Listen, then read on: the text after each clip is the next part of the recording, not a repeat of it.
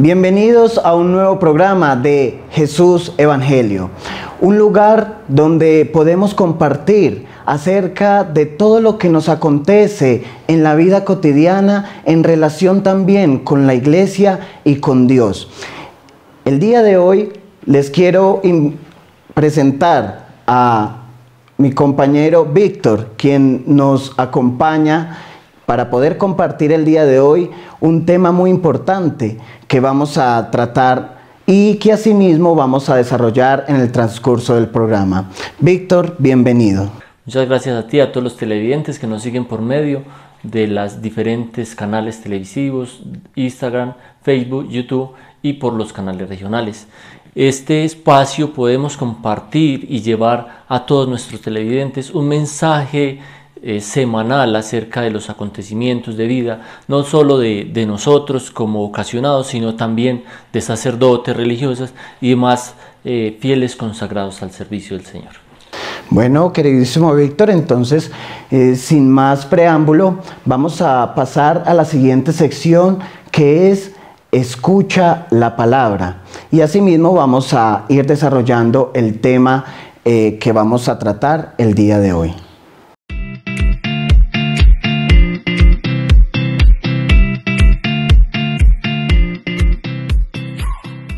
Hemos llegado al momento de escuchar la palabra de Dios, entender qué nos quiere decir, qué nos quiere transmitir, entendiendo también que la palabra de Dios nos nutre, nos alimenta para la nueva evangelización. En este día les traigo el libro de los Hechos de los Apóstoles, en el capítulo 9, versos del 1 al 20, donde Dios le hace una llamada muy específica a Pablo, lo llama a seguirle de manera especial. Y ahí entendemos cómo Dios a cada uno de nosotros nos llama de una manera muy particular. Dios lo llama a que se dirija a Damasco, a visitar al muy querido Ananías, a curarlo de la vista. Y es así donde podemos entender que Ananías lo ayuda como un instrumento para fortalecer su fe, para fortalecer su entendimiento, entendiendo lo que Dios quiere para cada uno de nosotros. Pero luego Pablo se levanta, es bautizado y empieza a hacer algo muy bonito, que es a evangelizar, a llevar la palabra de Dios, a entender desde esa conversión. Recordar que Pablo fue llamado como perseguidor, ¿cierto? Entonces ahí podemos decir de que Dios lo llama de una conversión muy específica para la nueva evangelización, llevar esa palabra de Dios. La carta a los Efesios en el capítulo 4, verso 1 va a decir que vivamos nuestra vocación conforme a la que Dios nos la ha regalado. Y en el capítulo 1, 2 y 3, Pablo se encarga de agradecer todo lo que Dios ha hecho por nosotros, sus bendiciones, cómo Dios nos regala esa sabiduría, cómo Dios nos regala ese entendimiento para poder comprender todo aquello que nos quiere decir, pero también cómo quiere que lo llevamos a los más necesitados. Es ahí donde podemos comprender la palabra de Dios y el tema tan específico para este día.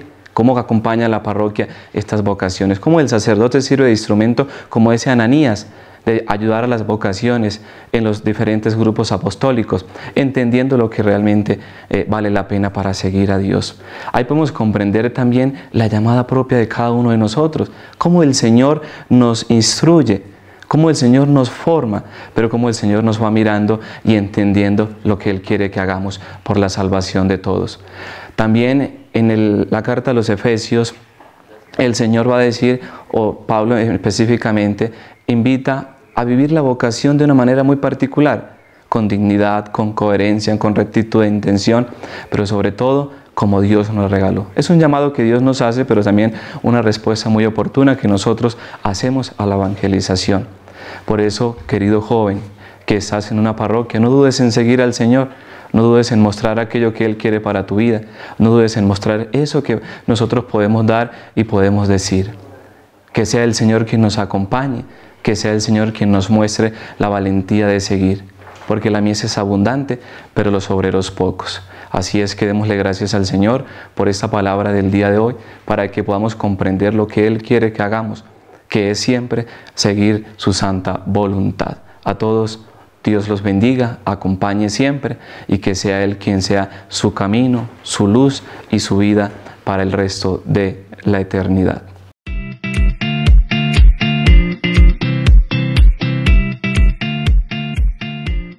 Bueno, habiendo escuchado la palabra del día de hoy y teniendo pues claro el tema que vamos a tener presente a poder tratar el día de hoy, entonces quiero empezar con el tema que en cuestión, y es cómo la parroquia acompaña las vocaciones.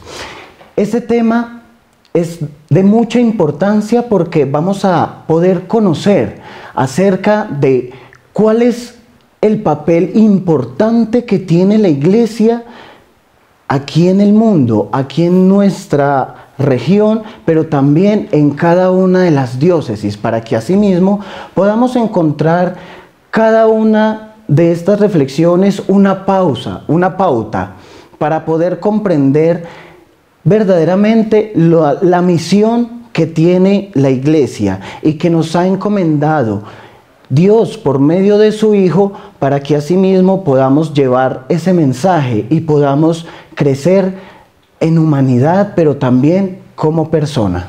También es importante resaltar que aparte de este programa que tendremos el día de hoy, muchas personas que quizás no conocen bien cómo o qué acompañamiento realizan las parroquias a las vocaciones o tienen miedo de acercarse a ellas porque no saben cuál es su funcionamiento, cómo llegar y por medio de cuáles compromisos adquiere la parroquia con un vocacionado. Esta es la oportunidad para que ustedes conozcan y para que nosotros les expliquemos a nuestros televidentes cuál es el acompañamiento que realiza diariamente una parroquia a sus vocacionados. Es importante también resaltar que después de que una persona se acerque a la parroquia tiene el compromiso de asesorarlo si es verdaderamente su vocación a una vida consagrada, al sacerdocio religiosa, o si por el contrario puede tener una vocación al matrimonio o a consagrarse en virginidad, pero desde los fieles, sin una consagración o sin pertenecer a una comunidad religiosa. Claro que sí, Víctor. Y ahorita pues quisiera hacer un pequeño recuento, un pequeño resumen acerca de la historia de la salvación, en donde podemos ver en el Antiguo Testamento a Dios que empieza a guiar a su pueblo, elige su pueblo, pero empieza a guiarlo mediante ¿quiénes? Mediante Moisés, mediante Josué, mediante los profetas, mediante los jueces. Por tanto, quiere decir que Dios se mueve o necesita del ser humano para que asimismo pueda enviar su mensaje salvífico a la tierra. Diría yo que desde ahí comienza la prefiguración de una parroquia, en donde ya Dios con su pueblo escogido lo saca de Egipto, lo guía por el desierto y también lo lleva, lo conduce a la tierra prometida, teniendo presente algo claro y algo muy importante, que fue el momento en el transcurso de esa salida y esa llegada a la tierra prometida donde el pueblo se empezó a desviar, yéndose en adoración a ídolos extranjeros y también a diferentes prácticas que los alejaban de Dios poco a poco. Y asimismo, ¿qué hacía Dios?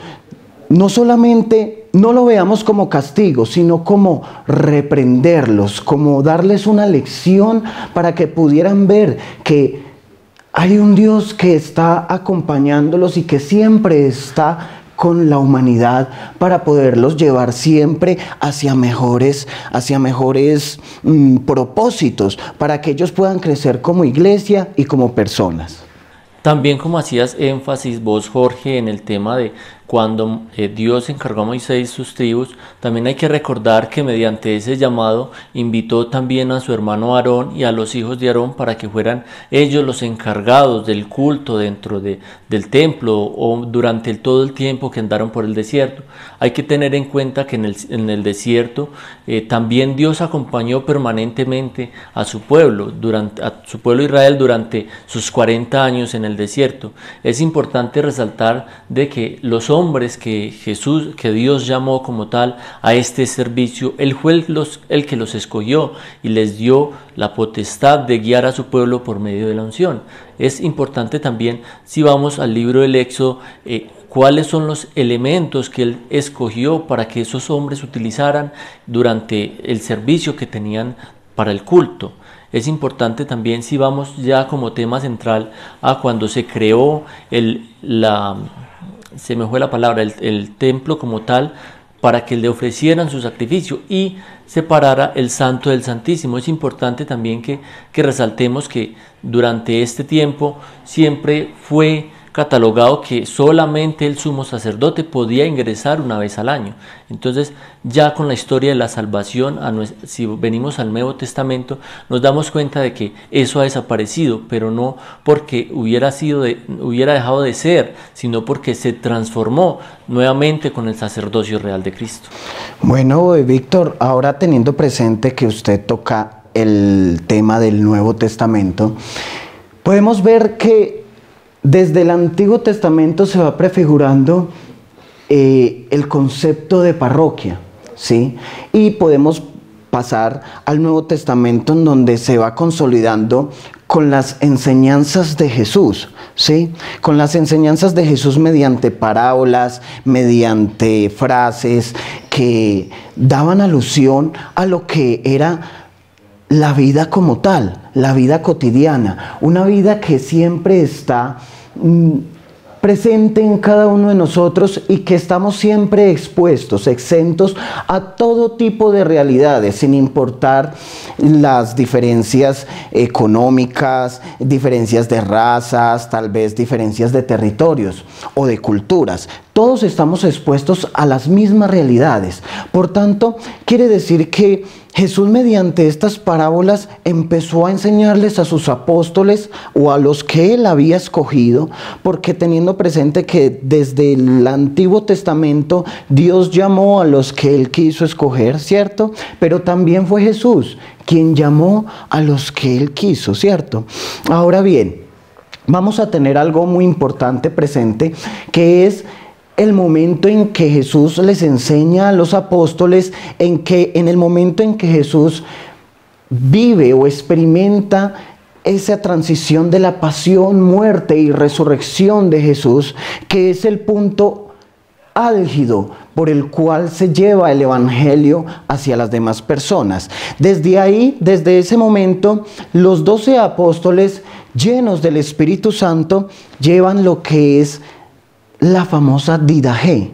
Nace la famosa Didaché, y también desde ahí podemos decir que la Didaché es una enseñanza que vivimos nosotros los que estamos más comprometidos en la iglesia, en una parroquia, comprometidos con la comunidad. Entonces, esta Didaché se fundamenta especialmente desde parámetros más profundos o enseñanzas más profundas para que nosotros podamos llevar ese mensaje, así como los apóstoles, a las demás comunidades. Y también podemos ver con Pablo esta misma Didaché, pero más diferente, que la lleva hacia los gentiles. Por tanto, podemos ver que la Didaché es una enseñanza que es más profunda para el que la quiere y el que la busca. Sí, Jorge, también podemos partir de algo que creo que se te estaba escapando, es que después de la resurrección de Jesús, los apóstoles junto con las comunidades se empezaron a reunir en las sinagogas. Desde ahí fueron los inicios de la iglesia. Mucha gente suele decir que fue a partir del siglo III cuando fue pública la religión. En realidad ellos se reunían en las sinagogas a la celebración de la Eucaristía y la partición del pan, como nos lo indica en la Didaché en uno de sus capítulos o en uno de sus versículos. Es importante también resaltar, creo que también se te escapaba un poco, el templo de Salomón. Cuando Salomón creó su templo para la gracia de Dios, ya que Dios le había prometido, le había dado la opción de escoger lo que él quisiera, y él solamente pidió sabiduría, y en medio de esa sabiduría también le obsequió toda esta riqueza que tuvo durante su reinado. Pero más allá de ese templo, volvamos nuevamente a lo que es el Nuevo Testamento, desde que Jesús enseñaba en las sinagogas y cómo de ahí empezó a impartir su conocimiento, dar a conocer la realidad desde que se vivían en este texto o en este contexto, partiendo simplemente del profeta Isaías, donde en varias ocasiones fue testigo y predicó sobre él en las sinagogas.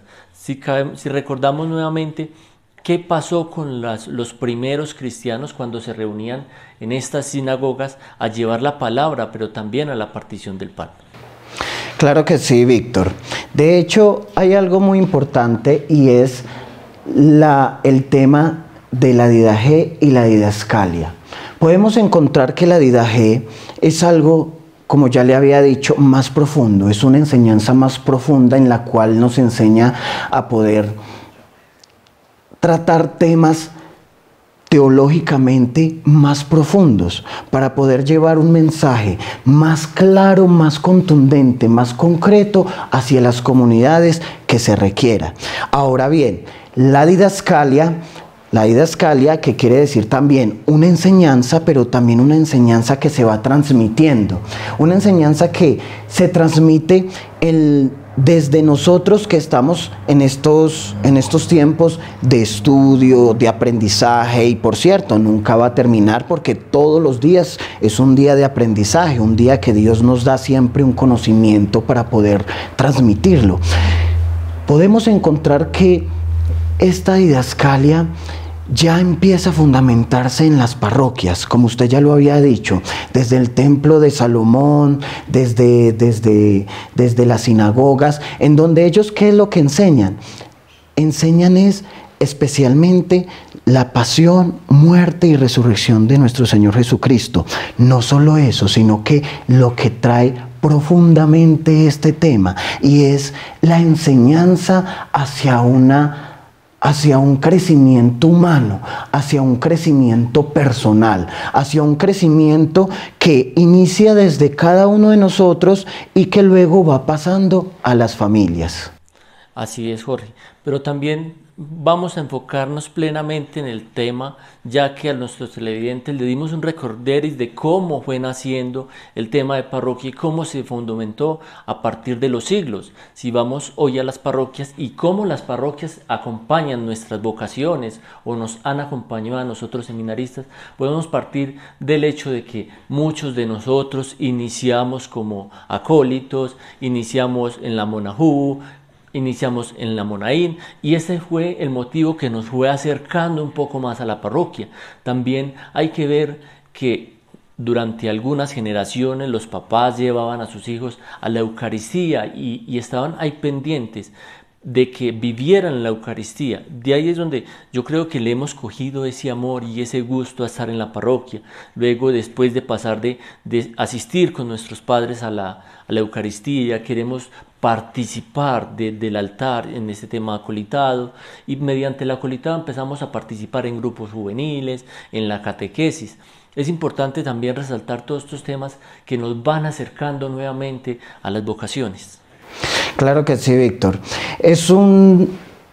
No es nada oculto que hay muchas personas que quisieran estar en la iglesia, en una parroquia. No es nada oculto que una vocación o por medio de un sacerdote las personas digan, ve, tan bonito esto, ¿cierto?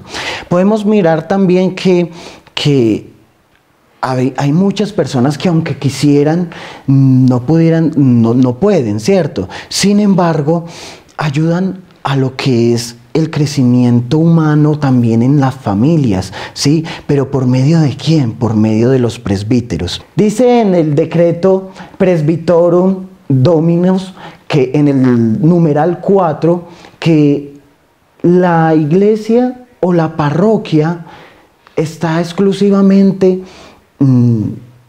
tiene su fin exclusivo, mejor dicho, para poder llevar la palabra de Dios al pueblo, y el pueblo va exclusivamente a la parroquia para escuchar la palabra de Dios. Dice que es un derecho del párroco poder llevar ese mensaje de Dios, pero también es la libertad del ser humano poderla recibir. Por tanto, quiere decir de que la parroquia, como ese sitio para poder crecer en humanidades y como persona, da o provee al ser humano o a la persona, a las comunidades de la región, de las diócesis y también en muchas partes de los países, esa enseñanza de Jesús. ¿Para qué? Para poder vivir ese mandato divino. ¿Qué pasa? No es que vaya a decir de que hemos descartado los 10 mandamientos. No, simplemente los 10 mandamientos se reúnen en uno solo, que es el amor. Es desde ahí que se fundamenta nuestra parroquia, nuestra iglesia. Fundamentarnos en el amor y poder vivir en el amor es poder crecer como humanos. Así es, Jorge. No, pero también podemos partir de algo muy importante. Tal vez en esa escucha del Evangelio, en esa escucha de la palabra cada domingo, no habrán personas que piensan, yo siento que tengo vocación, pero me da miedo. Muchas veces puede ser esa palabra como que el temor a acercarse más. La invitación también para nuestros televidentes es que venzan esos miedos y que busquen del acompañamiento de la parroquia, la cual mediante sus diferentes grupos puede asesorarle o descubrir su verdadera vocación, si es a la vida consagrada, si es al sacerdocio o si es a la vida religiosa. No simplemente se pueden basar en es que yo no tengo la capacidad o no sé cómo hacerlo. Es de abrirse y conocer más el mundo de parroquia y que la misma parroquia frente al párroco le brinden el respectivo asesoramiento para que pueda continuar creciendo su vocación o que realmente redescubra su vocación. Claro que sí, Víctor. Como usted había tocado un tema muy importante y es acerca de los acompañamientos, ¿cierto? Como esa cercanía hacia las personas que tienen como esa inquietud vocacional, ese interés por poder conocer esas cosas divinas para poder comprender algo más acerca de esa relación de Dios con el ser humano, ¿cierto?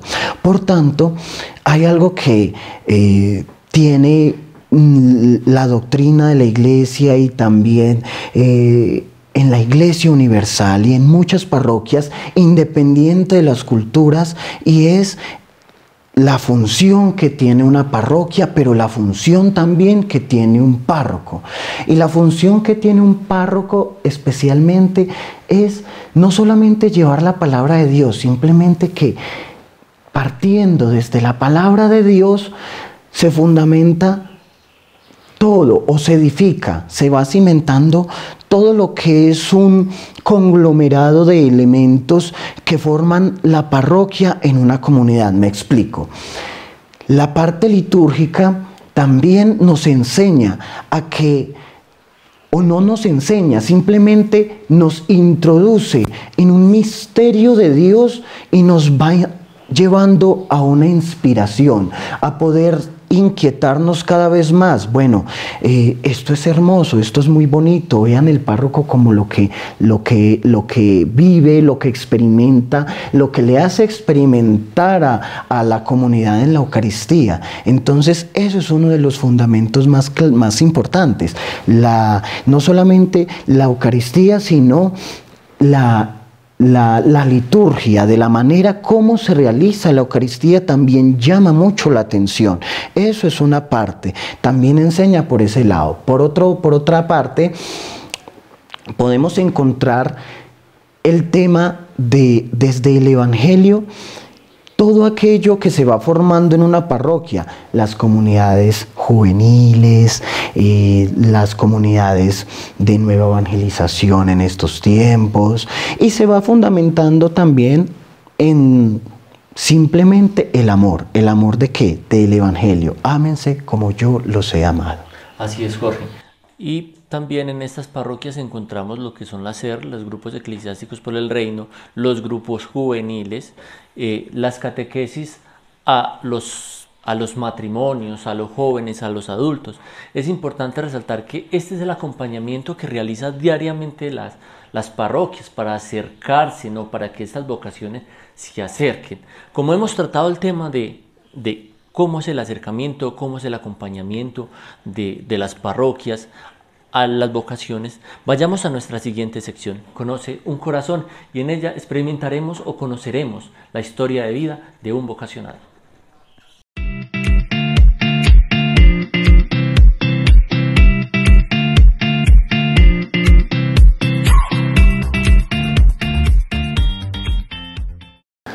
más cordial saludo para todos.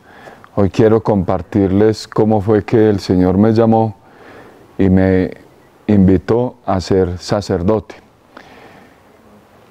Yo nací en el Carmen de Oral en 1984 y mis papás se llaman José Luis, Rosa María. Tengo dos hermanos, un hermano mayor, otro hermano menor.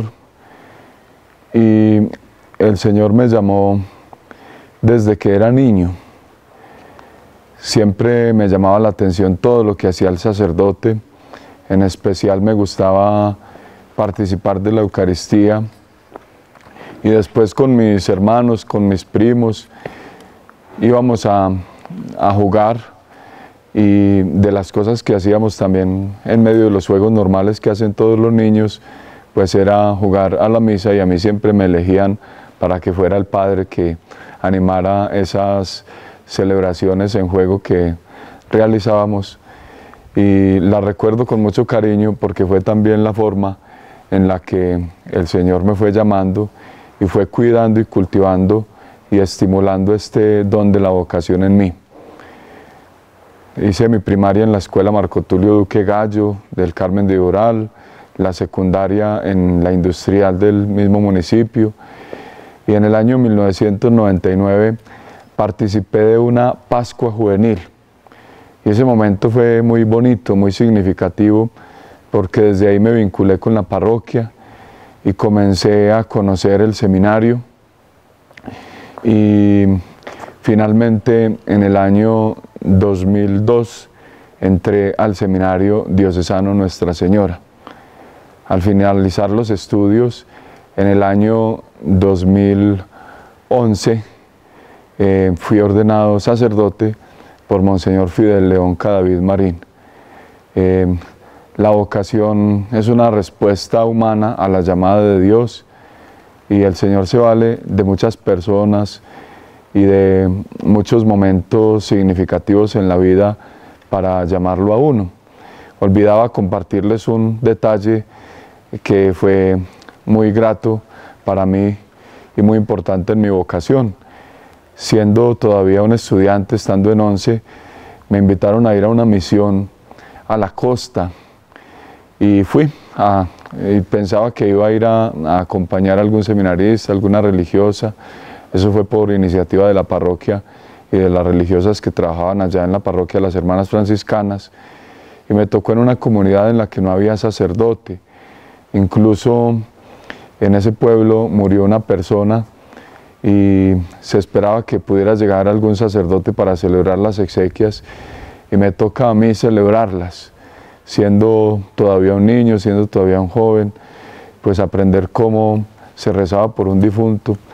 Y son situaciones a través de las cuales el Señor también lo va llamando a uno, le va mostrando la pobreza, las necesidades, las dificultades que vive su pueblo, y lo va llamando a uno también para ser instrumento de su gracia, para orar por las personas que lo necesitan, y de estas cosas se vale Él para llamarnos a su servicio. Llevo ya 12, casi 13 años de vida sacerdotal, me ha tocado en parroquia, la mayor parte del tiempo en seminario, y actualmente estoy muy contento, y les pido a ustedes que por favor oren por mí y por todos los sacerdotes, para que cada día respondamos con mayor fidelidad, con mayor entrega, con mayor alegría a esta vocación que es tan importante y tan válida también en nuestro tiempo. Un abrazo para todos y los encomiendo en mi oración.